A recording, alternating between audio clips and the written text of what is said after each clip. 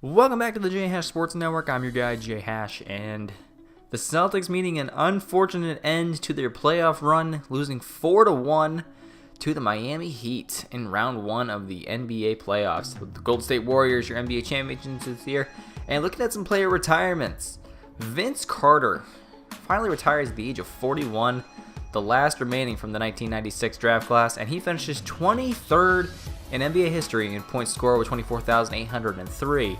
Also going out is Dirk Nowitzki, 19 years in the league, retires at the age of 40, one of the best all-time power forwards in the game, holds many records. 6th in all-time points with 31,288 points to his name. Also, free throws, 6th as well with 7,239. But also, he was one of the best big men at shooting threes. Finishes 11th in three-pointers made with 1,921 in his career. Also retiring is the Jet, Jason Terry. 18 years for him, also at the age of 40. Finally decides to end his career. The former Celtic finishes 3rd place in all-time three-pointers made with 2,267.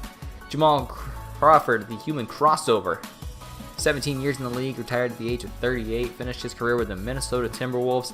He had a very productive career, 6th in all-time in three-pointers made, 2,155, and right above him is Kyle Korver, who also ends his career.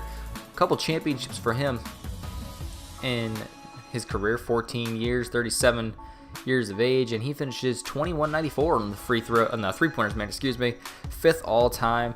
And the biggest surprise retirement this year, Dwayne Wade, 14 years in the pros, the 5th overall pick in the 2003 draft, 36 years old. He finishes 22,196 points in his NBA career. And in a surprise move, the NBA announcing on Twitter that they will be expanding the league. The Supersonics making their return. We'll get more into that in just a moment. But taking a look at the lottery here, the Celtics do have the option if the Lakers pick falls in between 2 through 5 to take that pick. Right now it's slated for number 9, and we'll see if that pick can drop down. The lottery is never set. The ping pong ball just got to bounce in the right way, and you can have yourself a major shakeup in the draft. So the LA Clippers start off with the 15th pick. The lottery now expanded to 15 picks, of course, with the expansion team.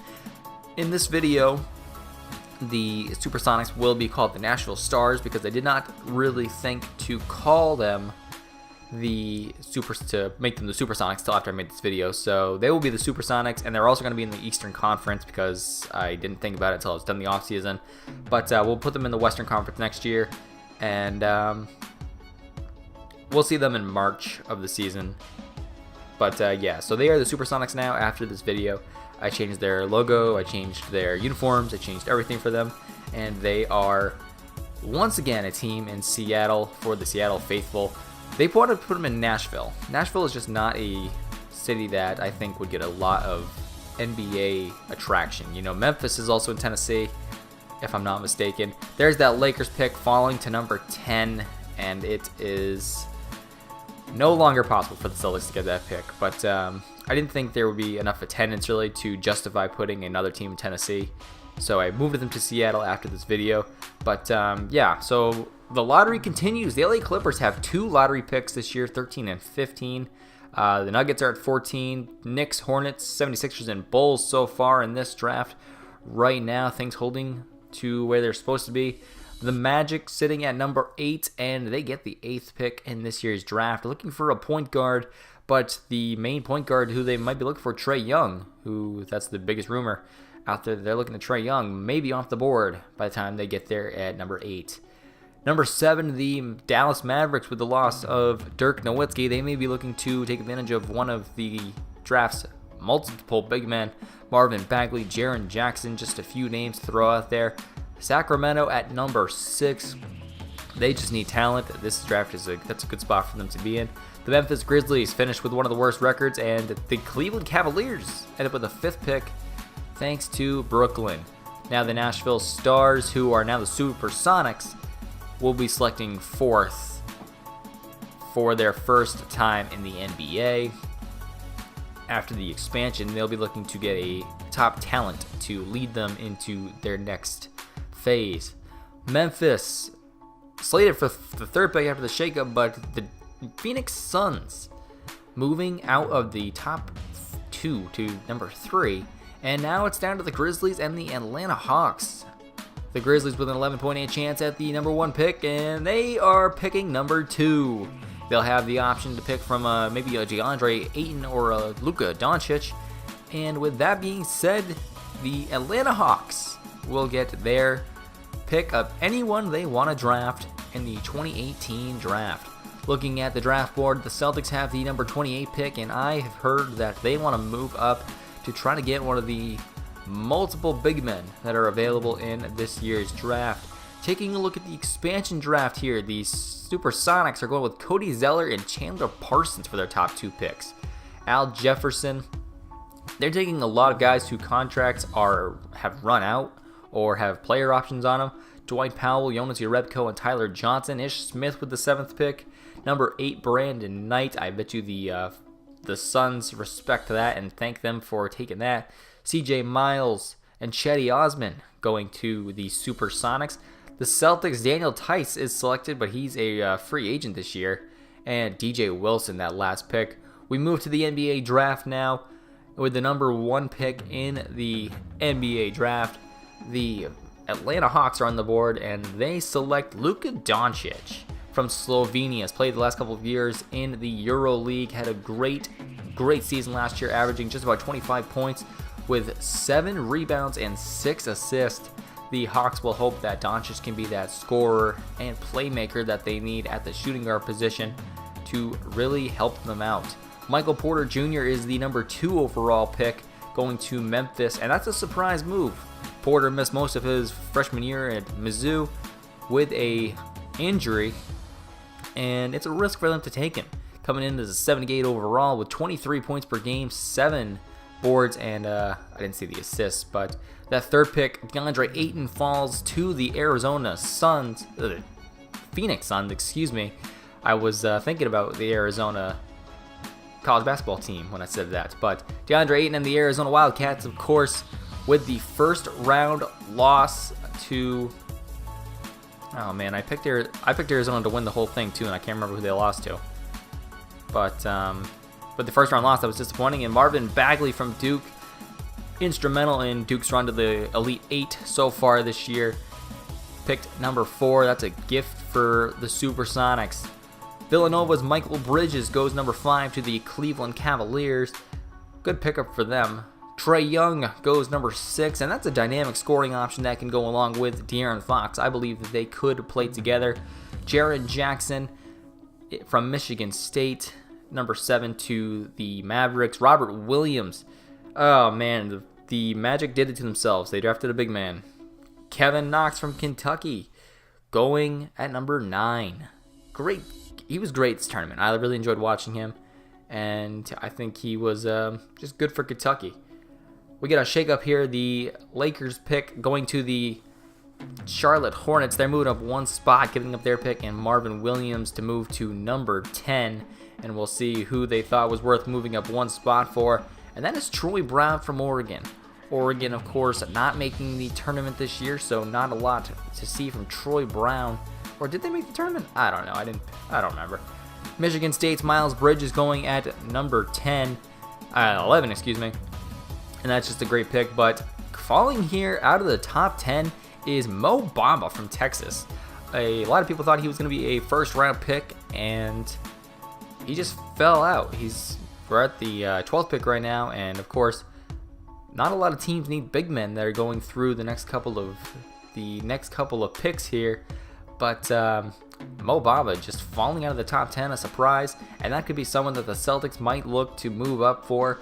The New York Knicks take Colin Sexton with the 12th pick to add to their multiple point guards that they have, now joining Ntilikina, Moutier, and Trey Burke if he's still on the team.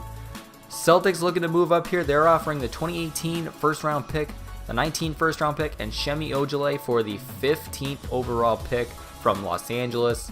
And who knows if they accept it? We'll have to check back in a few minutes here. The Clippers draft Duval with their 13th pick, and the Nuggets taking Lonnie Walker. So that means that the Boston Celtics have the 15th pick after the trade, and they are going to select